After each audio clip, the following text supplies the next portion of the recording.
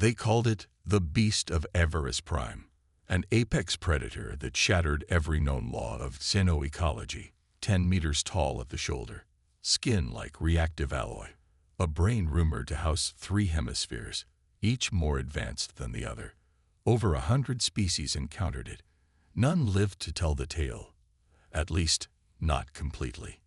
In every galactic archive, across every scholar's scroll and warlord's warboard, it was listed under a single category: unhuntable. Even the Varn, the militant reptiles who wiped out 2 moons just to kill a single rogue AI, refused to face it again. The Catharan elders believed the creature was born from the chaos of pre-reality itself, an echo of a time when death was still inventing itself. But humans didn't see an apex threat. They saw a challenge. And where others saw death incarnate, we saw dinner. Before we jump into this epic tale, subscribe to StarBoundApex HFY for the most intense sci-fi battles, legendary warriors, and universe-shaking wars. Don't miss out. Hit that subscribe button and join the fight. It began in the twilight regions of Sector Gralian, deep in the abyss of the Veiled Fringe, a place so remote even starlight hesitated to pass through. A single transmission came in from a merchant freighter orbiting Everest Prime. Garbled, static-laced, but one word punched through: "It's hunting us." The Galactic Union dispatched a retrieval team, Elite Recon Delta 9, cybernetic scouts, psionic war clones, a starborn tactician bred for perfect calculations. What they found was silence. Not a trace of the freighter, only deep, symmetrical gouges in the moonrock, like something had raked it with claws the size of a dropship. Their report was just 4 words: "Do not return here." That warning, etched in the data cores of 10,000 vessels, became doctrine. The beast was legend, untouchable, a shadow lurking beneath the boundaries of civilization. But then came humanity. At this point in galactic history, humans were still considered a curiosity. Clever, persistent, reckless. The kind of species that would colonize a black hole just to see what happened. But after the War of Echoes, when we took down the Aetherborn sovereignty using magnetic rail spears and orbital drop legions, the galaxy stopped laughing. We became a problem. And to Captain Lyra Dorn of the 73rd Human Expeditionary Corps, Everest Prime wasn't a death world. It was a field test. Her mission: contain, kill, or classify. And Lyra didn't believe in containment. Her ship, the Ironside Widow, dropped into low orbit with a stealth signature so cold it fooled the planet's magnetic fields. 35 soldiers descended in reinforced grav pods. No noise, no lights, just thermal cloaks and sealed orders. They landed in the dead forest, black trees, hollow wind, not even insects. Motion scanners picked up nothing for 2 hours. Then, at precisely 2:03 Terran Standard, the beast struck. It didn't roar. It didn't warn.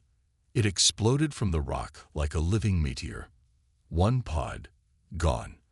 A flash of blue light, a sound like bones being ground into plasma. And then silence again. Dorn didn't blink. She gave one order: track it, bait it, box it. She wasn't shocked. She was excited. You see, while the galaxy feared the beast, humans had studied it. An entire subdivision of the Terran Xenoculinary Initiative had spent 15 years analyzing tissue samples collected from dead scavengers that had feasted on its leavings. The creature had regenerative enzymes, heat-shifting blood, acid glands in its throat. But more importantly, its protein strands were edible. In fact, according to the lab notes, sizzling under high pressure yielded a savory aroma akin to smoked venison with a tang of phosphorus. They didn't come to kill the beast to end a threat. They came to cook it. And that made them more dangerous than anything the galaxy had ever known. Dorn's plan was not just military. It was culinary warfare. Her second-in-command, Sergeant Hal Crow, wasn't just a demolitions expert. He was also the first man to saute a sandworm heart during the siege of Delta Banshee. He carried knives etched with nanocarbon edges and a plasma oven strapped to his back. And now, the beast had taken the bait. As it moved through the dead valley, stalking the last pod, Dorn's team formed a perimeter. Not with weapons, but with flavors. Cloaked in specialized suits releasing trace amounts of scent compounds, rendered fat from wild pork analogs, spices grown on Jupiter's moons, and adrenaline-rich blood harvested from cloned prey stock. It was a dinner invitation wrapped in war. And for the first time in eons, the beast hesitated. Its nostrils flared, its pace slowed. Its third eye, used to detect quantum motion, glitched for 0.03 seconds. That's all Lyra needed. Crow, fire it up. The grill of destiny ignited. Want to see what happened when the galaxy's most terrifying predator met the most stubborn chefs in the universe? The scent of sizzling bait twisted through the dead forest like a spell, a synthetic pheromone cocktail designed not just to attract, but to challenge. Deep in the monster's brain, ancient instincts fired off warnings, yet something primal overrode them. Hunger, curiosity, territorial dominance. It didn't matter which. The beast moved forward, muscles rippling beneath semi-metallic flesh, each footfall causing tremors beneath the blackened soil. But this was no blind charge. The creature that the galaxy called Unhuntable wasn't some wild brute. It had survived thousands of years by learning, by observing.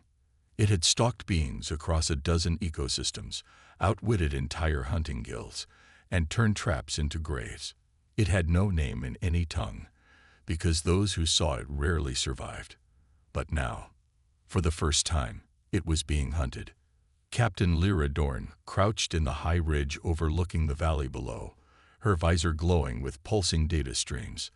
The terrain was ideal, cloaked in darkness, filled with thermal shadows, and hemmed by cliffs laced with motion-triggered incendiary charges. Every detail was deliberate. Her team had turned a stretch of alien wilderness into a 5-course ambush.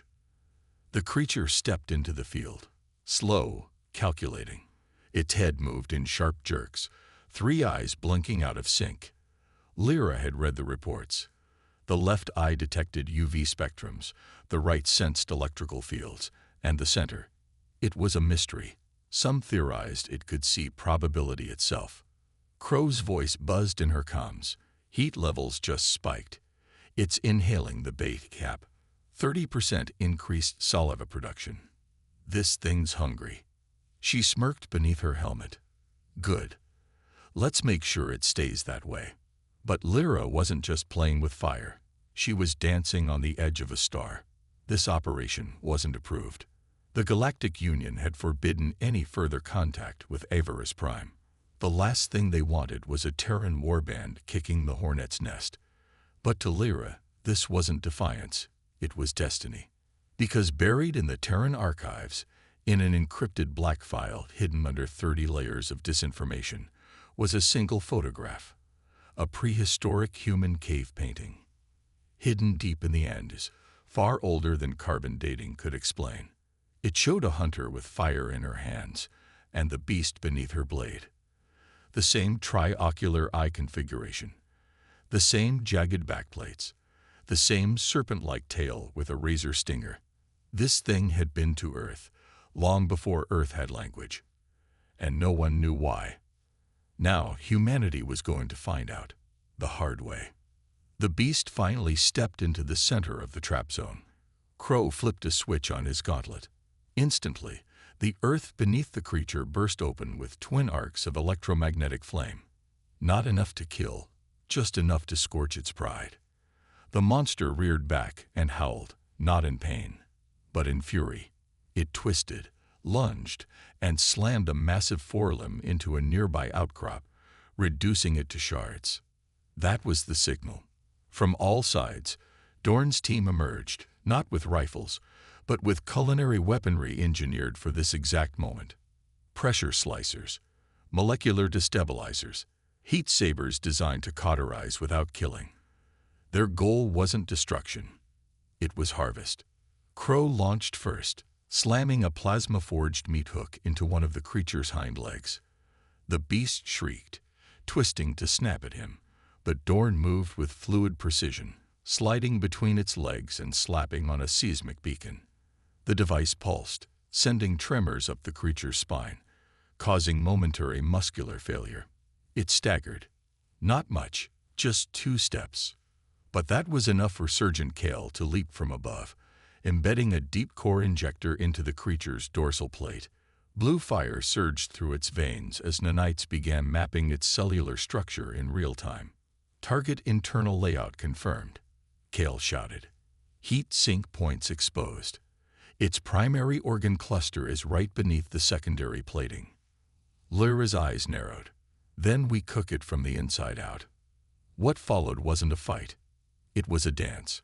35 warriors, each one trained not just to kill, but to dissect in motion, moved in perfect synchrony, slicing tendons, harvesting glandular tissues, shocking neural pathways to trigger collapse, all while dodging claws that could tear through a tank. The beast adapted quickly, too quickly. Its flesh began to thicken. Reactive musculature hardened. One of the soldiers, Private Jens, wasn't fast enough. A tail swipe caved in his armor. He was gone before he hit the ground. The creature roared again, but this time, there was fear in the sound. Because for the first time in its life, it was being broken down piece by piece, and nothing it did was working. Lyra climbed atop the ridge, staring down at the half-maimed creature trying to crawl into the brush. Her gauntlet blinked. Biometric readings. Unstable. Neural overload. Pain receptors maxed. She drew a blade forged from collapsed star alloy. Not to kill. To carve. Hold it, she ordered. We're taking the rib cage for roasting. The rest goes to cryolock. We'll test slow braising techniques once we're off-planet. And as Crow moved to flip the creature, still breathing, still twitching, he laughed.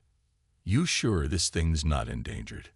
Lyra smirked, slicing into the exposed muscle with a surgeon's grace. If it is, it shouldn't have tasted so damn good. But none of them noticed the blinking glyph pulsing beneath the black moss near the base of a nearby cliff. A forgotten alien beacon. Thousands of years old. Now active. It had one purpose. To warn the others. Want to know what that beacon awakens, and who is coming because of it. The air turned strange the moment the glyph blinked red. It wasn't a sound. More like a tremor in the soul. A distortion, subtle but invasive, like someone whispering directly into the spine. Lyra didn't notice at first. She was too focused on the remains of the creature sprawled before her. The smell was overwhelming, something between scorched iron and smoked marrow, a scent no catalog in the Terran culinary archives had ever recorded. Crow knelt beside the segmented ribs they'd just carved out, holding a molecular scanner. Confirmed, he muttered. Internal organics coated in a multi-strain protein gel. Never seen anything like it. This meat's evolving even post-mortem. Lyra didn't respond. Her visor flickered. Once. Then again. A split-second warning. A hiccup in the HUD. A system that never glitched, unless something on the planet was interfering. She tapped the side of her helmet. Crow, Kale, anyone else getting signal distortion? Crow looked up from the creature's partially dismantled torso. Negative. Wait. Scratch that. Signals phasing. Interference climbing. Solar flare. Kel's voice crackled over comms. No solar activity within parsecs, Cap, but something else is rising beneath us. Seismic tremors. Low magnitude. Rhythmic. Could be tectonic shifts. Or a pulse, Lyra whispered. Because in her bones, she felt it. Not as a soldier. As a predator.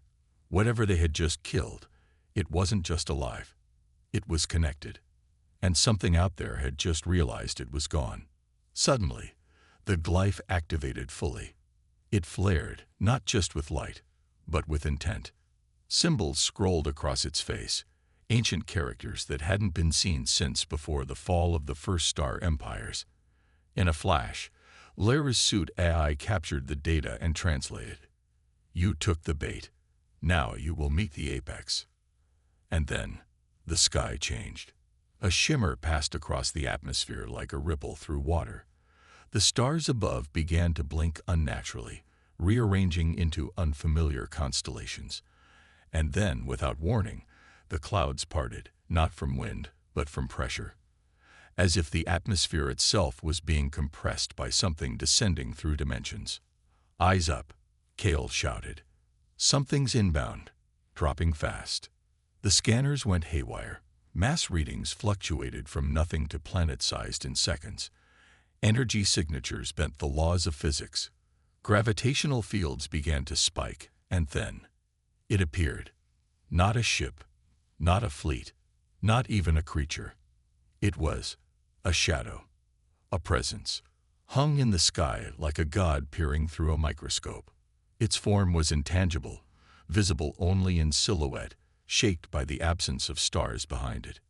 Eyes, if they could be called that, opened across the sky like cracks in reality, all focused on the valley below. Crow stepped back, voice low. That's not a beast. That's something that breeds them.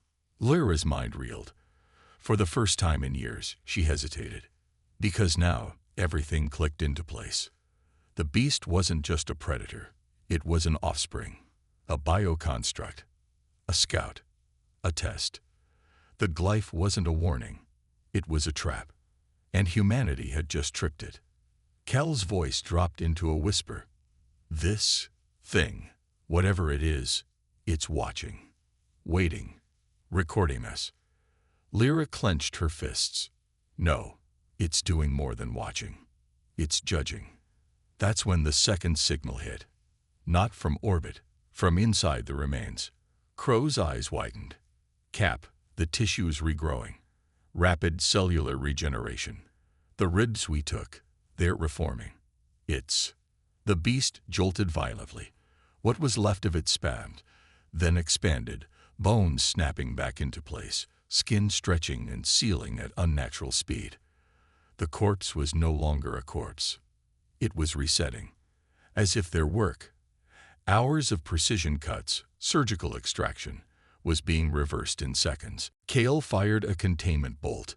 It passed through the creature, only to explode behind it, as if the beast no longer occupied three-dimensional space.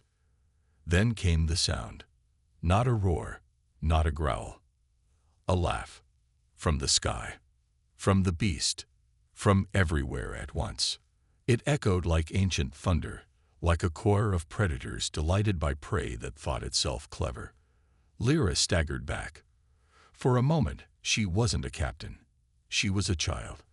A speck in the cosmos, realizing she punched a hole in a wall never meant to be touched. And then, the voice came, directly into their minds. You cook what you do not understand. You hunt what was never yours to chase. Now, the galaxy shall dine on you. The glyph exploded, triggering a cascading pulse through the valley. Trees ignited. Stones melted. The laws of matter unraveled in a perfect, expanding spiral of chaos. And in the center of it all, the beast rose. Not just one. 13. Each one slightly different. Taller, faster, smarter, designed. The first was never alone. It was merely the appetizer. Now, the main course had arrived. Want to know what happens when humanity refuses to be prey and decides to turn the apex predators into grilled perfection? Lyra didn't blink. Couldn't. The 13 silhouettes stood motionless, hulking, glistening monstrosities reassembled from twisted biology, ancient design, and something even worse, intelligence. Not the primitive cunning of a predator. These things were thinking, calculating, evolving. Each beast shared the same base configuration. Trictal lower limbs for speed and stability, jeweled spinal structures weaving out of armored flesh like braided steel, eyes, multiple, shifting along their heads and torsos, searching, scanning, learning. Their hides shimmered, adapting coloration and density in real time, as though the planet's own environment were instructing them. Kale, crow, fall back. Lyra barked, but even as the words left her mouth, she knew retreat was fiction. They weren't just being watched. They were being assessed.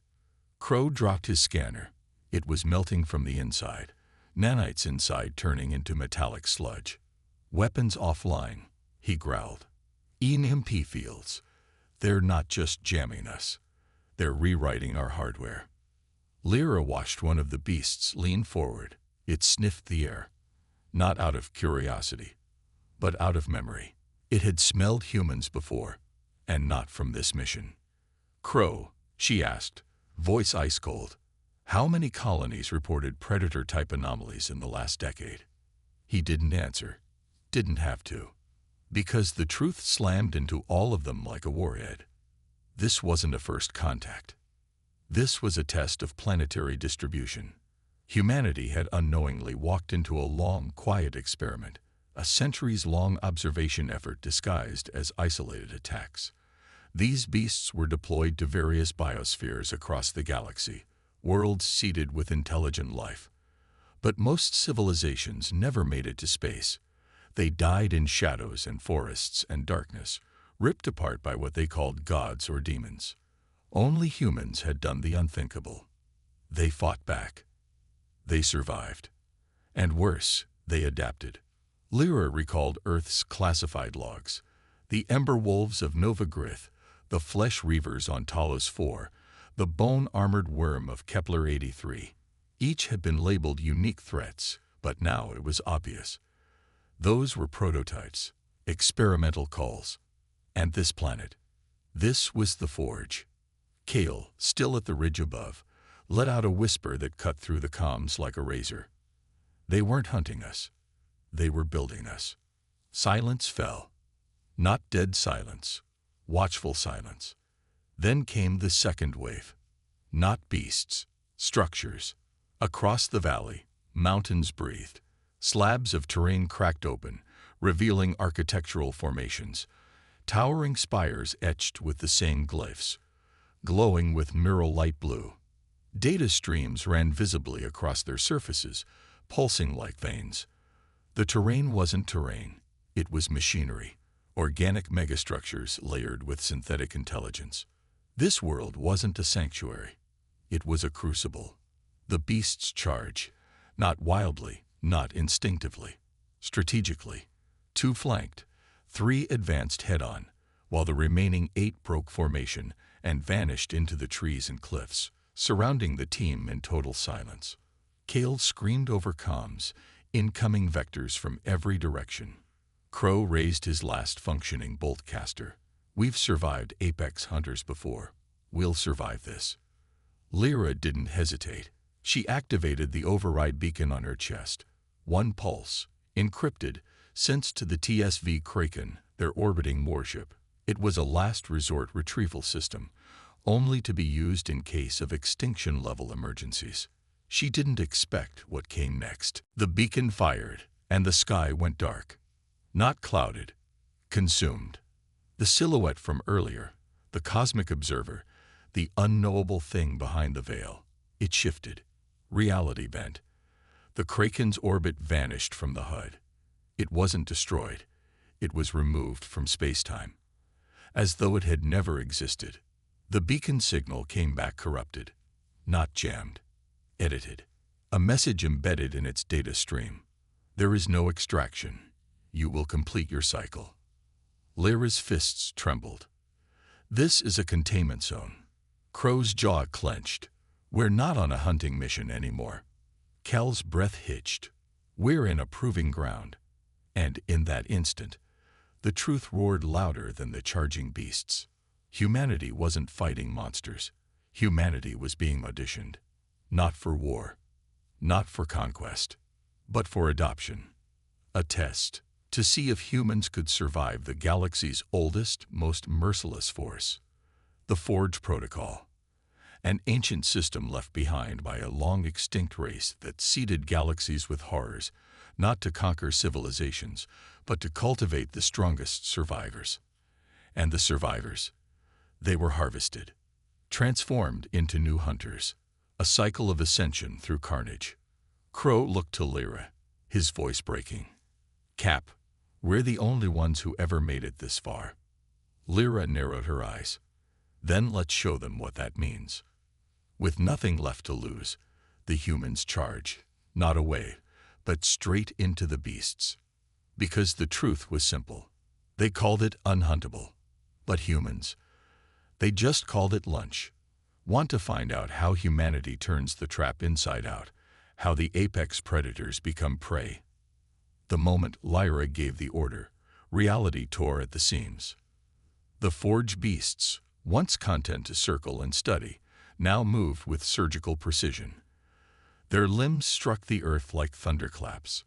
One leaped through the air, not with brute force, but with graceful lethality, pinpointing Crow's trajectory mid-dodge and adjusting in flight. These things weren't wild animals.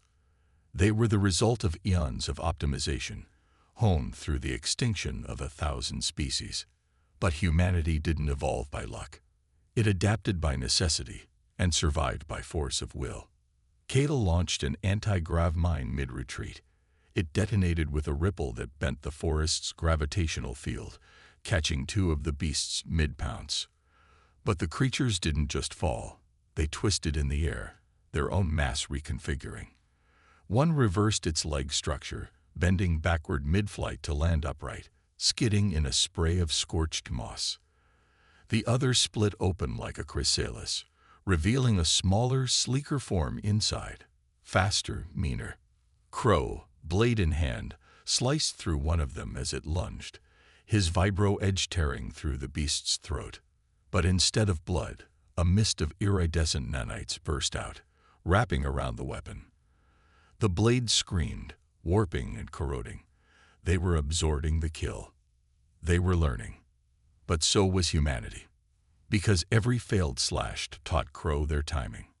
Every movement mapped their rhythm. Lyra's mind raced as fast as her sidearm. These things had neural matrices, an ancient form of biological quantum computing, buried in layers of flesh and bone. She aimed at the midsection of one. No vitals there, but a cluster of pulsing light visible beneath its hide. A weak spot, a memory node. One shot. The creature stopped cold, then collapsed, not from damage, but disconnection. Target the memory clusters, Lyra shouted. They're storing neural mesh live during combat. You hit that, and they reset. Kale dove from the ridge with twin gauntlet pikes, stabbing both into a beast's spine as it flanked the team. Electricity surge. The creature thrashed, then froze. Its adaptive skin dimmed. Kale tore out what looked like a glowing spinal shard. This isn't bone. It's a command relay. Each kill brought revelation. Each wound yielded strategy. The beasts were terrifying, but they weren't gods. They were products, weapons, engineered, and the humans were dissecting them in real time. Still, the numbers were overwhelming. For every beast they dropped, two more emerged from the forest's maze of artificial roots. These weren't just defenders. They were a system, a biological immune response from a planetary intelligence. Lyra's team didn't need an escape. They needed answers. She tapped into her cranial uplink and ordered a localized scan, not of the enemies, but of the architecture. The glowing spires that had risen from the valley pulsed with a frequency she recognized, not from Earth, but from deep archive lore on the extinct Seraphine Empire, a civilization said to have mastered biomechanical evolution. Their history ended when they created something they couldn't control, a recursive combat algorithm housed in living ecosystems, a force they'd called the Forge. It was never just a place. It was a mechanism, and it had been running autonomously for 82 million years. The beast system wasn't just about survival. It was about escalation. It recorded the skills of any species it encountered, stored them, then sent deadlier versions of itself into the galaxy's edge worlds, When a species failed to respond, extinct. When a species adapted, targeted for harvesting. Lyra's heart slammed in her chest as the system's purpose became clear. The forge wasn't a predator. It was a recruitment tool. The strongest weren't just marked. They were taken, harvested, rewritten. The beasts weren't just ancient monsters. They were survivors of other galaxies, other species, converted, consumed, and repurposed as weapons.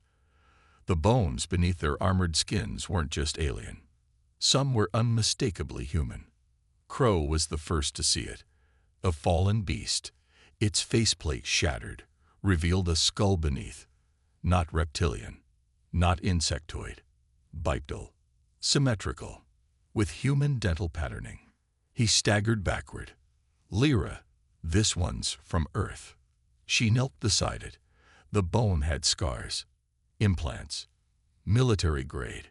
She found the remnants of an old Terran Federation dog tag fused into the creature's inner arm plating. Lieutenant Janice Morrow, lost on Arcturus 9. She'd gone missing during a deep space skirmish, over 200 years ago.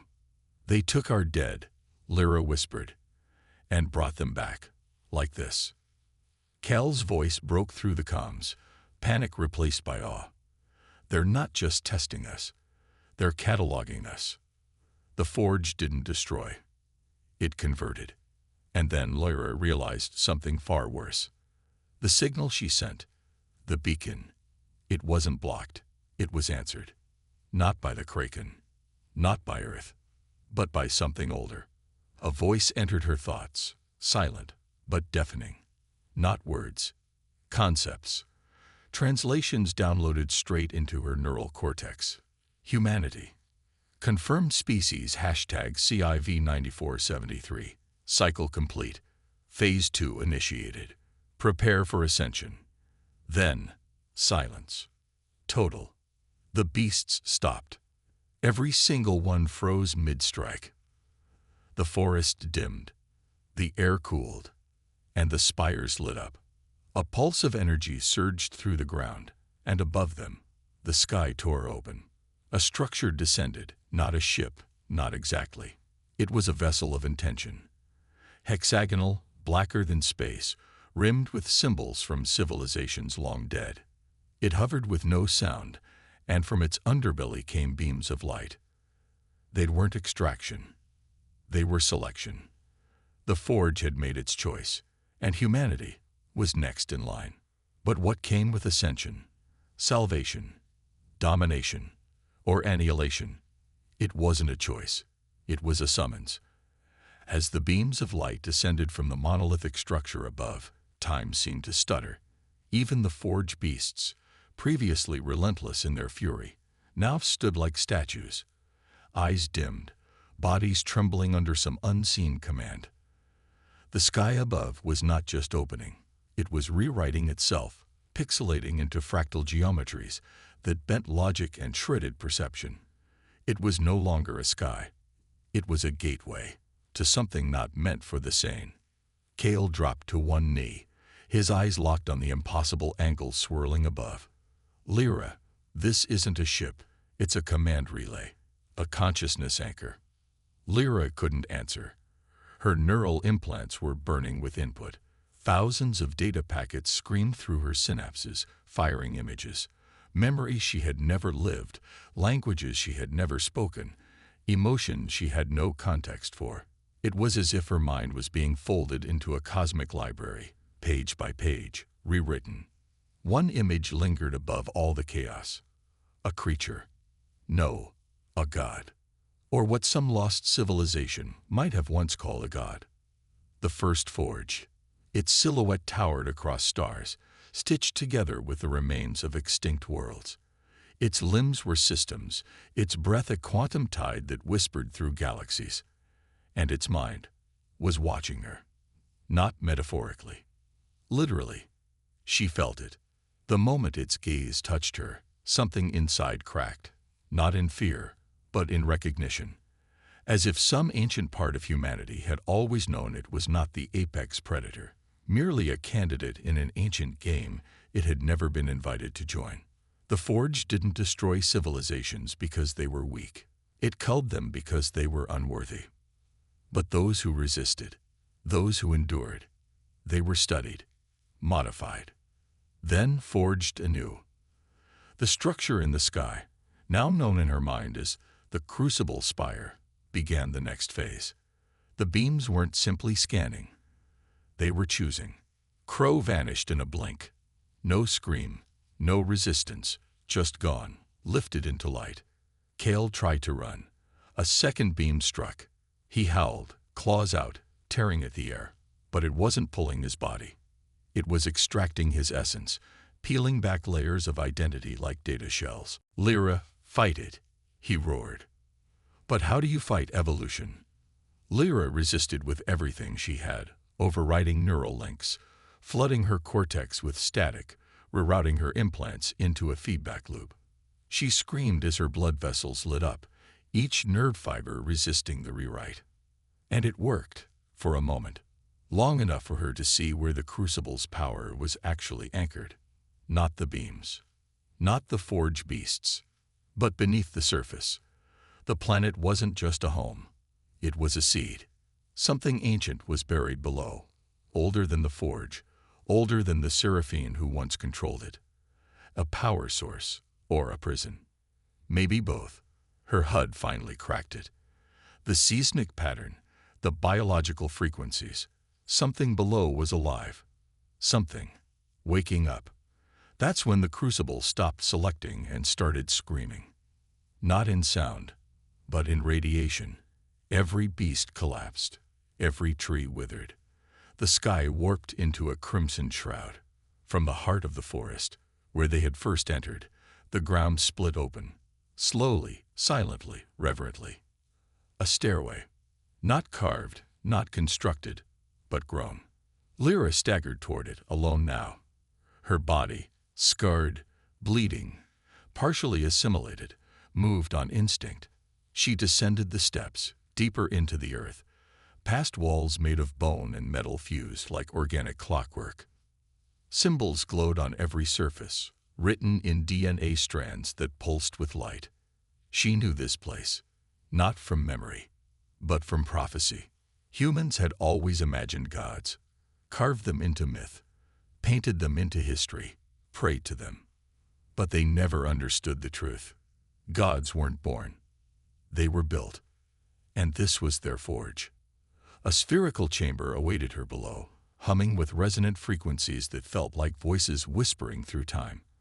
At its center stood a column, smooth, obsidian, and humming with a heartbeat not her own. She touched it. The world unfolded. Everything she knew was a lie. The Forge wasn't a weapon. It was a test. A galactic crucible initiated by the last remnants of the first intelligent race, the architects, whose civilization had once spanned the entire observable universe. Their legacy wasn't buildings or records. It was an evolving gauntlet, seated on planets scattered across galaxies. It sought one thing only: a successor, someone who could not only survive, but understand. Not just fight, but ascend. And humanity. Humanity had done what no species before it could. They called the beast unhuntable. Humans called it lunch. They didn't run. They adapted. And that was the key. Lyra watched as the Forge relayed the culmination of her kind's achievements. Millennia of war, peace, sacrifice, curiosity, ingenuity, condensed into a lattice of data now forming in the chamber around her. Then the voice returned. Clearer now. You are not prey. You are not predator. You are potential. The chamber pulsed. The Crucible Spire above responded. And the final protocol began. Everything trembled. Because this wasn't the end of the trial. It was the unlocking of the next gate. A corridor opened beneath her, leading not just into the planet's core, but into another dimension of thought and matter. An interface older than stars. But what did it lead to? And what had Lyra become?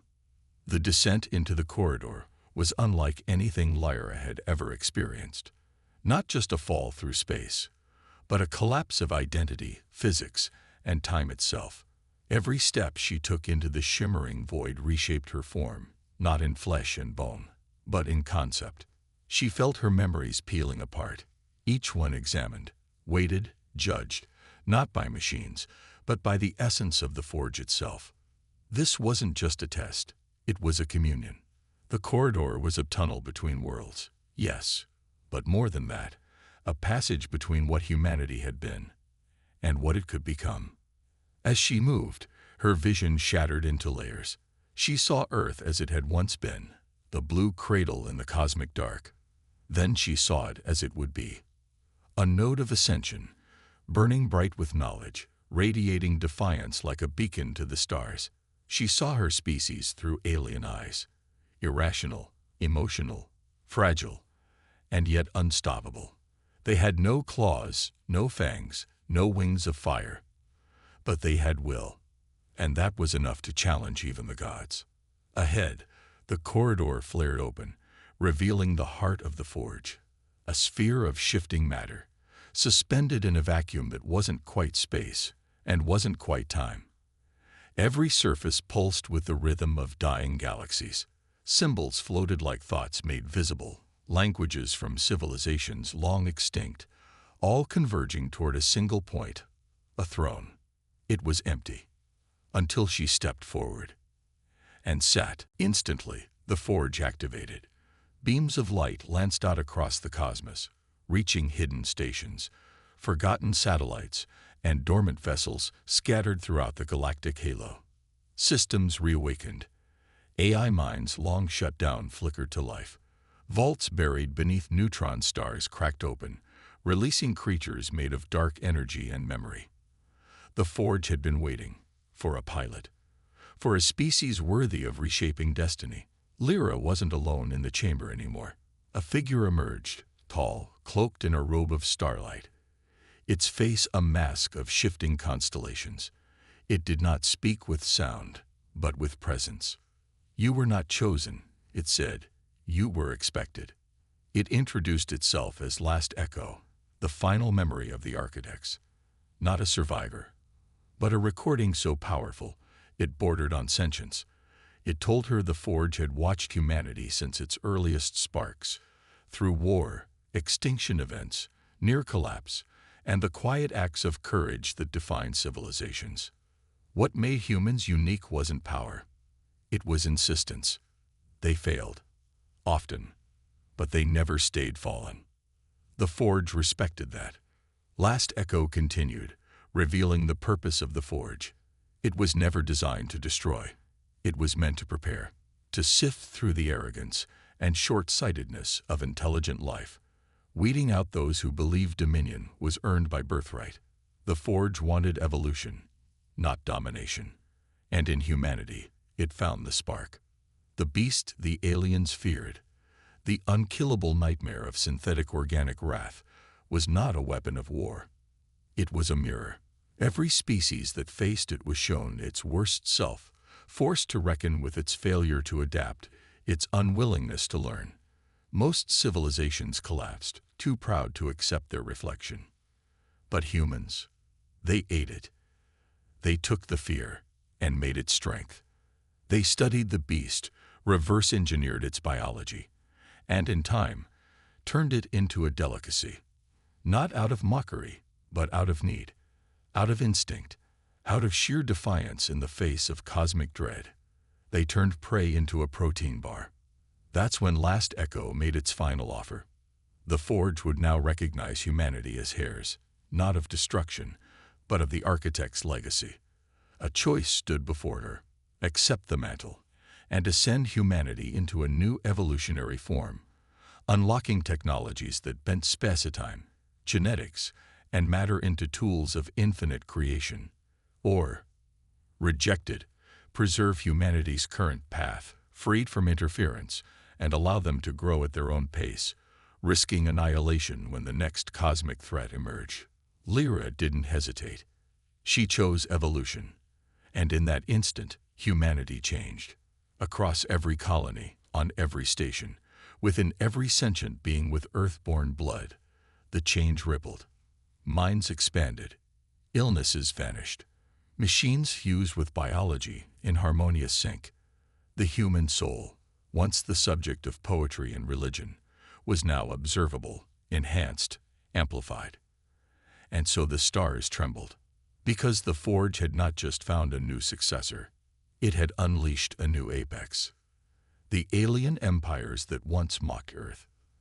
They watched in horror as fleets of biomechanical human vessels emerged from the crucible, not with rage, but with purpose. The beast, that ancient terror, it now served on the front lines of human expansion, not as a monster, but as a companion species, integrated and uplifted, with neural links that allowed them to bond with human minds like wolves to hunters. The galaxy's nightmares were reborn as humanity's tools. But as Lyra stood once more on solid ground, stars now orbiting her thoughts, she knew this wasn't the end. The Crucible had more gates. And far beyond the galactic rim, other forges had begun to stir, reactivated by her ascension. She had not ended the test. She had begun the next phase.